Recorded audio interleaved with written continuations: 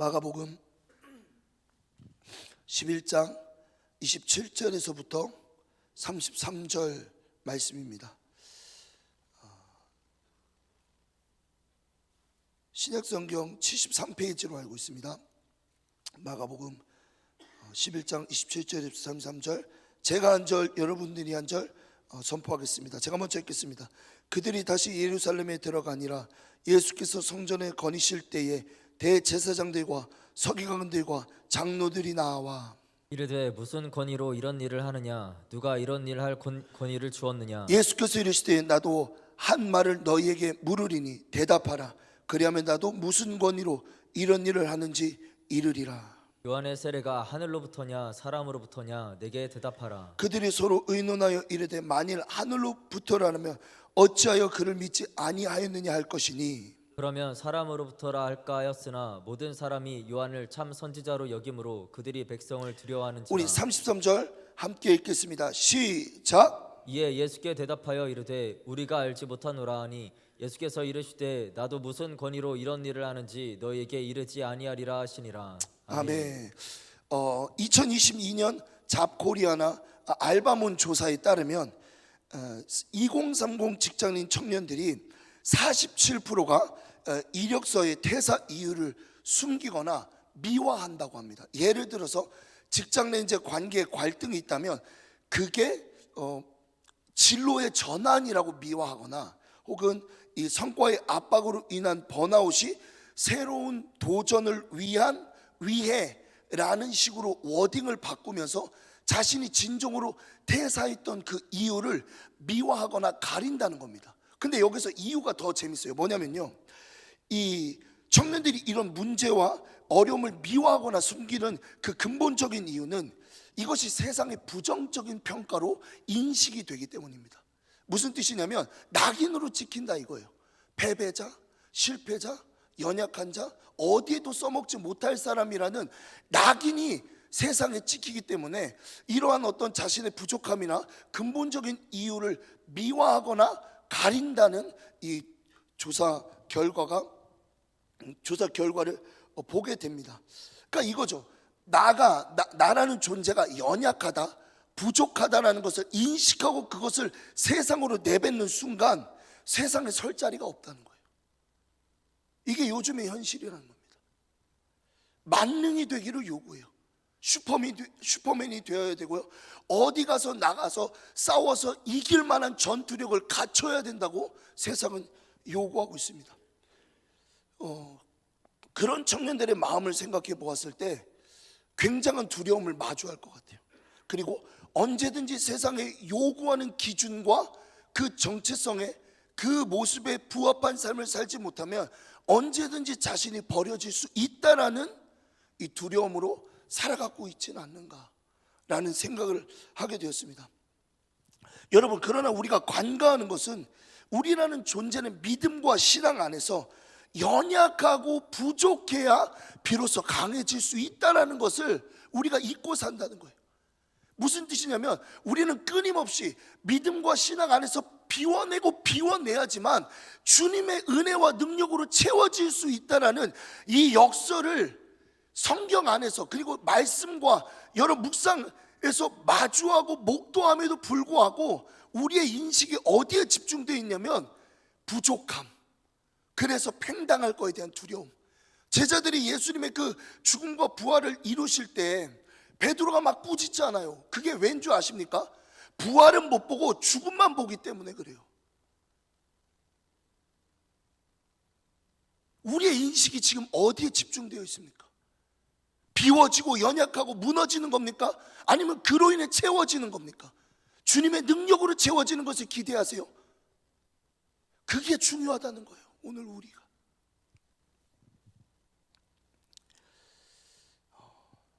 사실 오늘 이 본문을 통해서 여러분들에게 짧게 두 가지를 나누고 싶습니다. 첫 번째는 이 회복의 기회를 잃어버립니다. 두 번째는 진리를 마주할 기회를 잃어버리게 됩니다. 오타가 있네요. 본문은 종교 지도자들이 예수님께 찾아와 이전에, 그러니까 예수님의 행위에 대한 반문과 그에 대한 질문하는 장면으로 시작합니다. 마가복음 11장 28절인데요.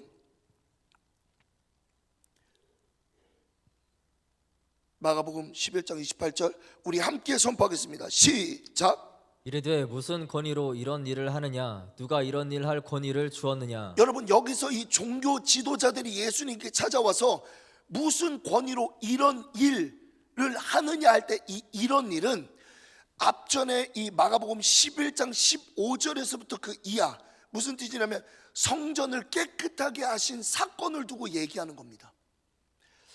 그런 일을 하셨는데 그거에 대해 왜 반문하며 종교 지도자들이 질문했던 이유는 좀 더 이 성전에 대한 이 배경과 여러분들에게 지식이 필요합니다. 무엇이냐면 이 성전에서 이 합법적으로, 성경에도 나와 있습니다, 합법적으로 매매할 수 있는 부분이 있었습니다. 왜냐하면 멀리에서 있었던 사람과 또 그때 당시에는 이제 로마 화폐가 우상 숭배 이미지를 주고 있었기 때문에 그 이미지, 그 동전을 제사에 성전세를 낼 수 없었기 때문에 화폐를 바꿔주는 어떤 환전소가 있었고요. 그리고 멀리에서 이제 동물을 데려오다 보면 그게 불가능합니다. 지금이 이제 뭐 교통이 제대로 돼 있는 것도 아니고 어떤 편리시설이나 대중교통이 있는 게 아니기 때문에 근본적으로 제사를 위해 동물을 데리고 오는 게 불가능했기 때문에 거기에서 동물을 구매할 수 있는, 매매할 수 있는 합법적인 장사가 마련될 수 있었던 거예요. 그런데 예수님께서 이 하나님께 합당한 제사를 위한 이 장치, 제도 자체를 꾸짖으신 게 아니라 그것을 통해 인간적인 욕심을 이루고자 했던 종교 지도자들의 그 잘못된 이면을 꾸짖으신 겁니다. 왜냐하면 그때 당시에 이 어쨌든 이제 수익이 날 수밖에 없는 구조예요. 근데 그것을 누가 쟁취하고 누가 기득권을 잡았냐면 이 대제사장들이었습니다. 그들의 검은 돈이 그들의 주머니로 채워지는 장치와 제도로 그 합당한 예배를 위한 장치와 제도가 사용되어졌다는 거예요. 두 번째는 말로 할 수 없는 그 고리대금, 그 환전만 해줬겠습니까? 환전에 대한 수수료도 잘못된 어떤 의도를 가지고 그런 제도와 장치를 사용했다는 거예요. 뿐만 아니라 한 가문이 그걸 다 독점했다는 겁니다. 더 나아가서 이방인들이 유일하게 예배를 드릴 수 있는 장소였던 이방인의 뜰까지 그 장사의 그 공간으로 확장이 되어 정작 진정으로 하나님을 만나야만 했던 이방인들의 제사와 예배를 방해했던 겁니다. 그래서 이러잖아요. 내 아버지의 집은 만민의 기도하는 집이다. 너네가 그 소굴을 도둑의 소굴, 장사의 소굴로 만들었다. 거기에서 나온, 그 배경에서 나온 예수님의 꾸짖음과 배경이었다는 겁니다. 이런 잘못된 그 종교 지도자들의 그 행태를 꾸짖기 위해서 예수님께서 그 매매했던 그 상, 그리고 그 잡상인들의 그 모든 상들을, 테이블을 엎으셨던 거예요. 근데 여러분, 이것은 단순히 그것만 엎었던 게 아니라 그 장사하는 자들과 더 나아가서 그것을 허가했던, 왜냐하면 성전의 절대적인 권한은 종교 지도자들에게 있었기 때문에 그 종교 지도자들이 그 허가권을 그들에게 내준 거지 않습니까? 그 허가 자체에 대한 정면 도전이었던 거예요. 무슨 뜻이냐면 더 나아가서 근본적인 문제는 종교 지도자들의 그 허가가 잘못됐다라는 것을 예수님이 그 상을 들어 엎으시면서 보여주셨다는 겁니다. 잘못됐다라는 거예요. 너네 허가한 거 잘못됐다는 겁니다. 종교 지도자들을 향해서 장사의 소굴, 도둑의 소굴, 만민이 기도하는 집을 너네 장사의 장소로 만들었던 그것을 지적하셨다는 겁니다. 그 큰 권위에 대항했던 예수님에게 했던 이런 질문에 대한 반문이었어요. 네가 뭔데? 너 뭔데? 너 무슨 권한이 있는데? 그렇게 행동할 수 있었던 권리와 근거와 권한이 뭔데? 네가 뭔데 나를 잘못됐다고 말하는데? 지금 거기서 그런 질문을 하는 겁니다.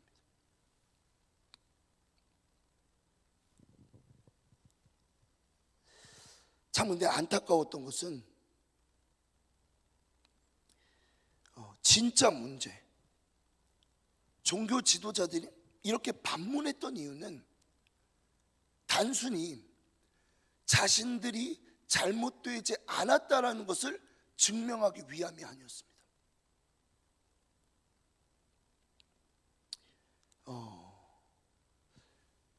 자신들의 잘못을 인정하지 않게 하기 위한 의도를 가진 예수님을 향한 질문이었다는 거죠. 저는 오늘 본문을 읽으면서 정치인들이 너무 많이 생각나는 거예요. 그러니까 여야를 떠나고 빨간색, 파란색을 떠나서 누구든 인간이기 때문에 실수를 할 수 있거든요. 근데 그 어느 한쪽도 자신들의 실수나 잘못을 인정하지 않는 거예요. 오히려 상대방의 약점을 잡고 그것을 프레임을 씌워서 자신들의 연약함을 가리기에 바쁘다는 거예요. 그것을 표로 이용하고 그것을 어떤 자신들의 어떤 정권이나 권세, 어떤 그런 것들을 계속 커지게 하기 위한 도구와 제도를 사용하고, 참 안타깝다는 거죠. 그 종교 지도자들이 자신들의 잘못, 그게 너무 두려웠거든요. 근데 이건 복합적인 이유였어요. 사회적으로나 종교적으로나 높은 위치에서 권위를 가지고 있었기 때문에 많은 사람들에게 존중을 받고 인정을 받았다는 뜻이에요. 이런 맥락에서 그들이 잘못됐다는 것이 드러난다면 사회적으로나 종교적으로나 그 위치나 권위가 어떻게 되겠습니까? 땅에 떨어지지 않겠어요? 그것이 곧 민심으로 이어졌고 앞으로의 그들의 사회적이나 종교적인 활동에 제한이 될 수밖에 없었던 거예요. 여러분, 우리라는 존재는 존재가 부정당할 때 너무 두려운 거예요. 우리의 입지가 좁아지고 우리라는 존재가 누구에게 무시를 당하고 부정될 때 그만큼 두려움이 없습니다. 그 사실에 직면했던 거예요. 아직 일어나지 않았지만 곧 일어날 것 같은 그 두려움에 사로잡혔던 종교 지도자들은 자신들의 잘못을 가리는 데에 예수님께 어떻게든 대답해도 문제를 당할 수밖에 없는 의도된 질문을 던졌다는 겁니다. 무슨 권위로? 누가 그 권위를 줘서 그런 행동을 하는데?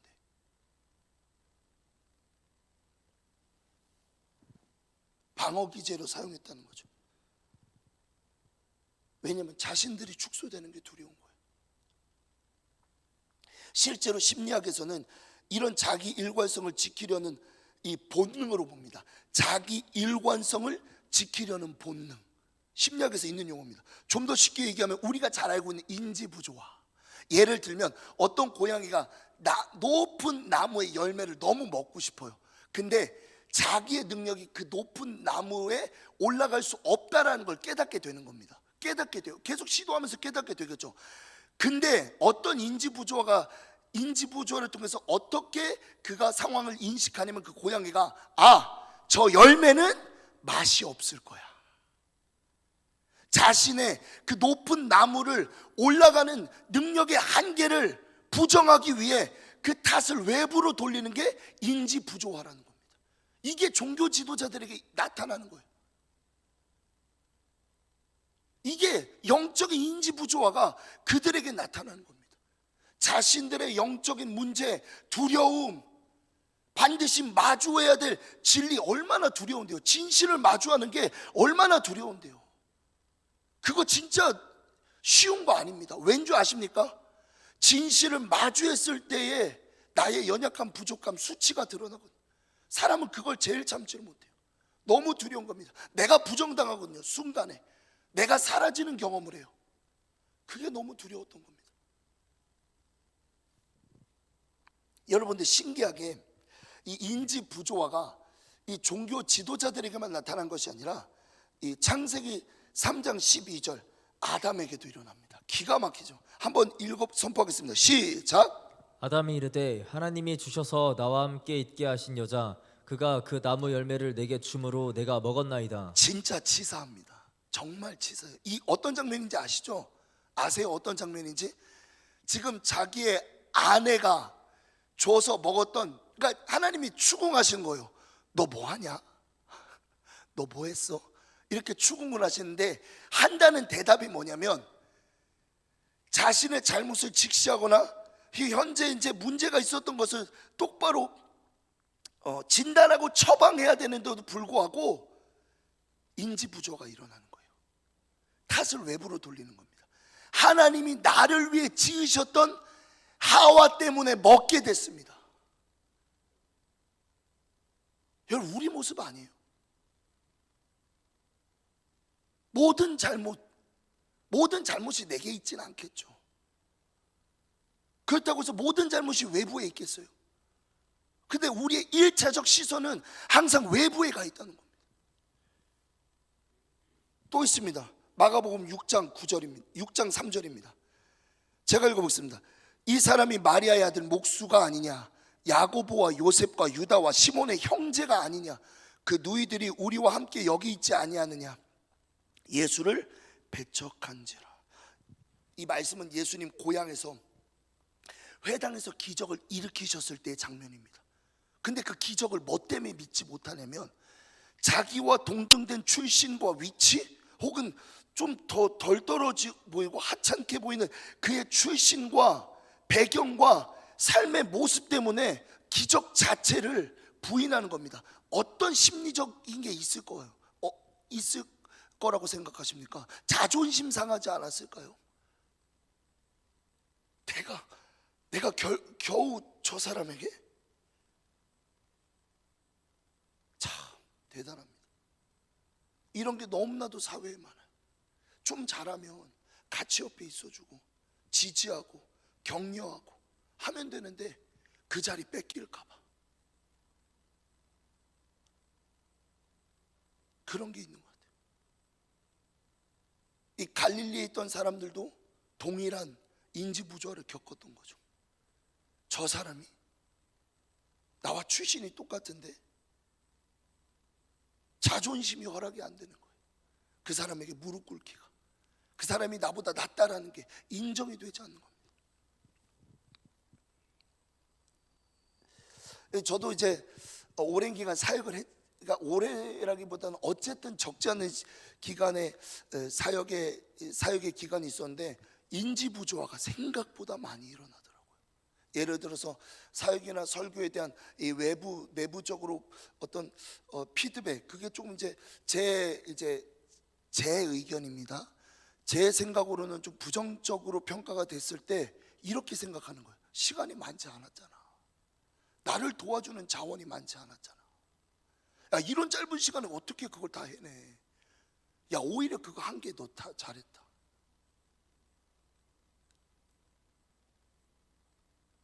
좀 더 갖춰지면 더 잘 될 수 있었잖아. 이런 인지 부조화가 나타나더라고요. 여러분, 조금만 여러분들 인식해 보세요. 어떤 문제나 어려움이 생기면 이 인지 부조화가 금방 툭툭 튀어나옵니다. 진짜요. 가장 빈번하게 나타나는 증상인 것 같습니다. 이 종교 지도자들에게 이런 영적인 인지 부조화가 일어났습니다. 인간이 죄성이기도 하지만 그들의 존재가 부정당하고 입지가 좁아지는 것을 두려워했기 때문에 자신들 잘못을 순순히 인정하지 않았다는 거예요. 외부 예수님께 잘못을 돌리기 시작해요. 이슈를 밖에다 크게 만들어서 자신의 수치를 가리는,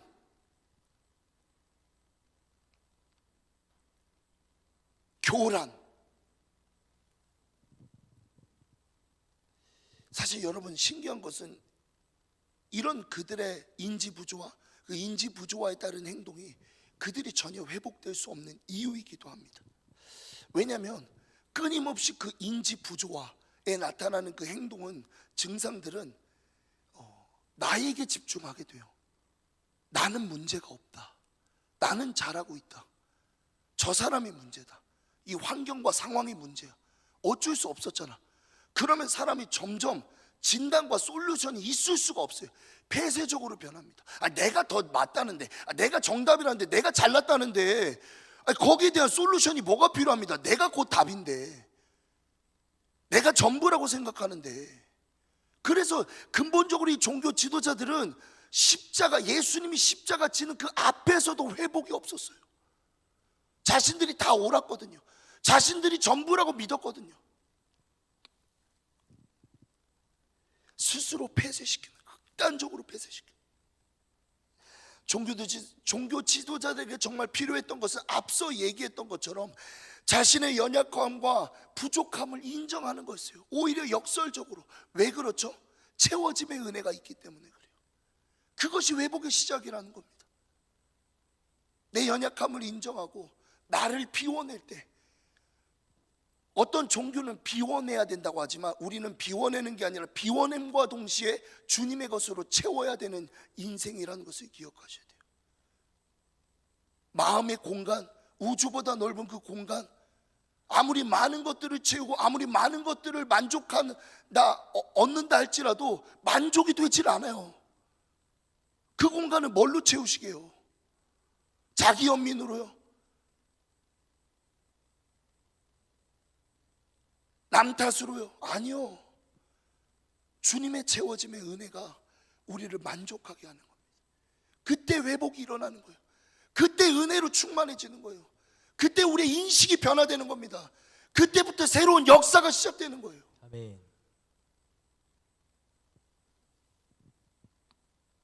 어떠세요? 종교 지도자들에게 나타났던 이 인주부조화 우리에게 나타나고 있지 않습니까? 제 잘못이야. 이 공동체 떠나고 말지. 쟤는 왜 저렇게 시간이 얼마나 갔는데 저러고 있냐.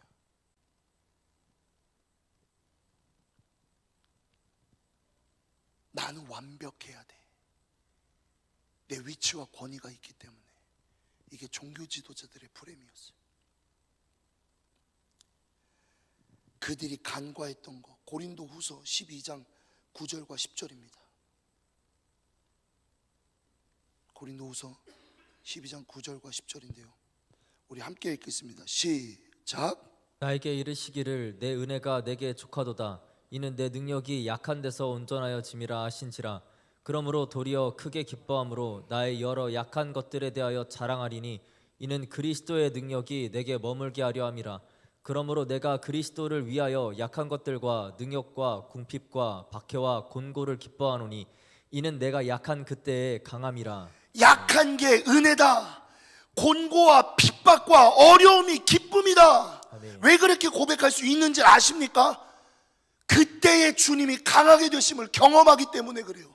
그게 회복의 시작이고 우리의 인생의 역사의 시작이라는 겁니다. 내 연약함을 인정하는 게 세상이 말하는 패배자, 루저, 찐따가 아니라 그게 주님을 모실 수 있는 역사의 시작이라는 거예요. 주님 이전과 다른 놀라우신 주님의 은혜를 경험할 수 있는 역사의 시작이라는 겁니다. 아멘. 이렇게 고백했으면 좋겠어요. 나는 아무것도 아닙니다.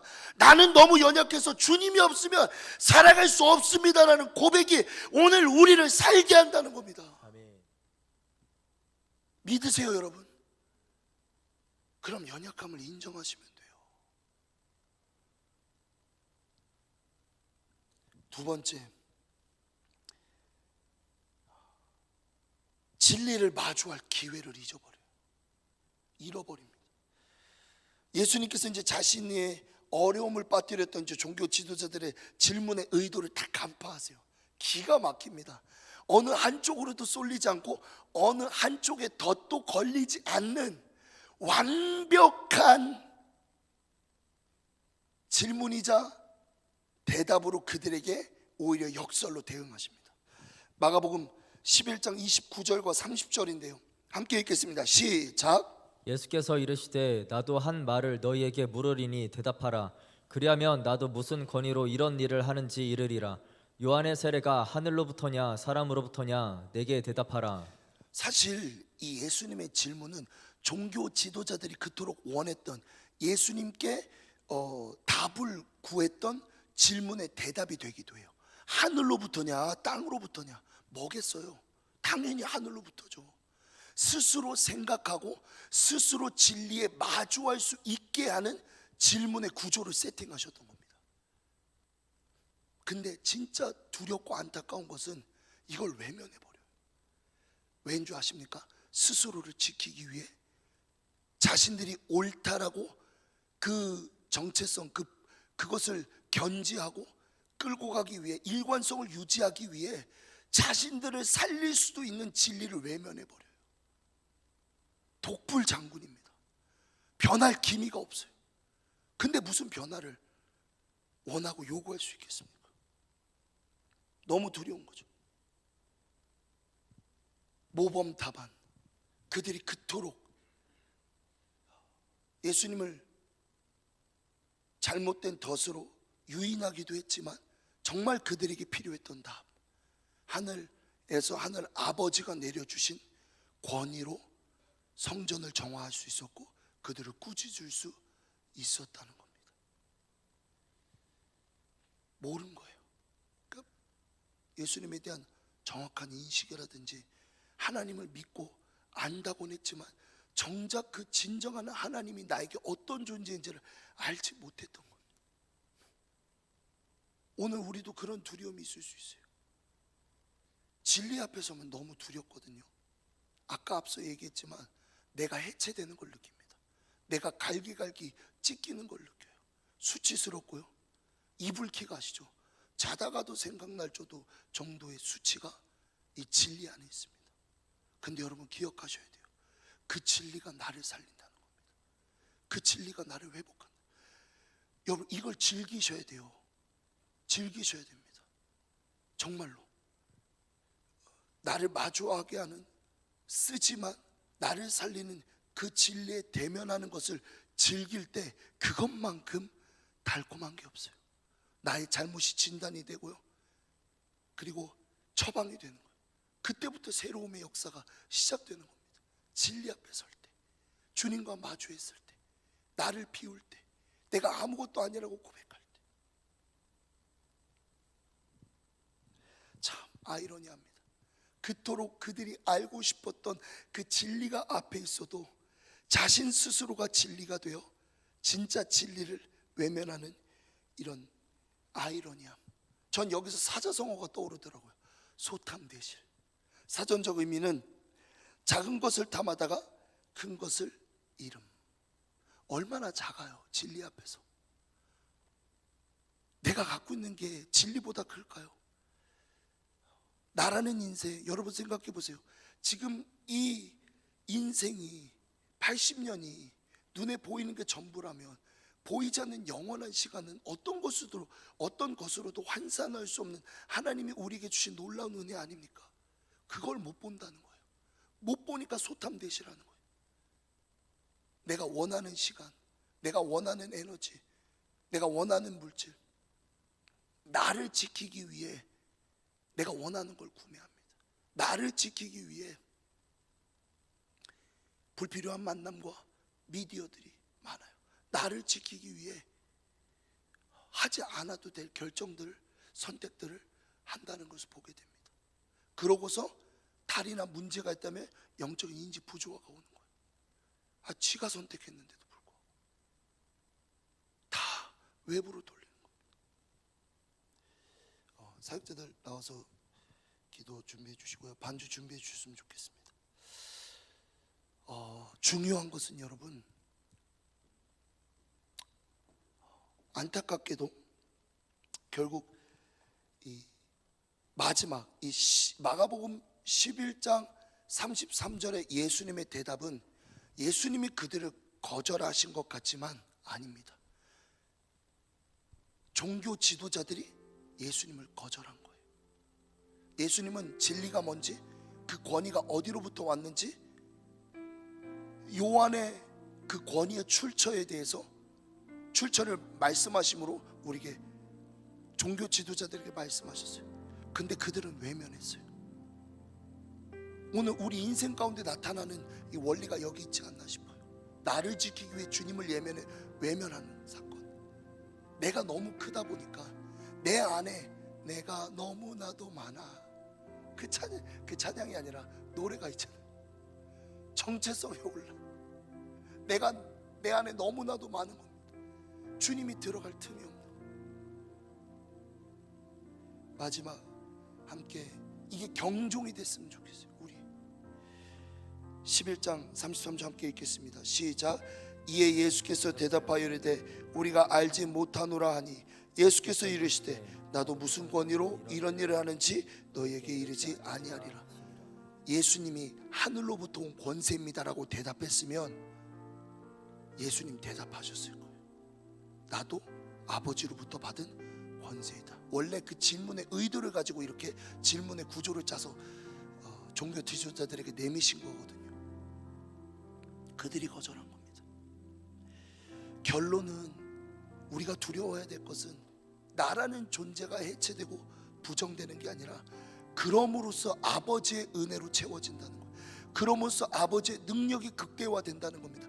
그럼으로써 그분이 나의 자금을 사망의 생명에게 삼킨 바 되듯 내 연약함이 그분의 은혜로 완전히 삼켜지는 역사를 경험할 수 있다는 것, 여러분 축복합니다. 또 선포합니다. 내가 아무것도 아닌 게 아니라는 그 시작이 주님이 발견이 되는, 그토록 사모하고 사랑하는 내 주님 아닙니까? 그토록 원하잖아요. 그분의 임재로 충분하다고 고백하잖아요. 그분을 느끼기만 해도 괜찮다고 고백하는 그것이 우리 인생 아닌가요? 그런 은혜로 충만하고 채워지는 여러분들이 되기를 소망합니다.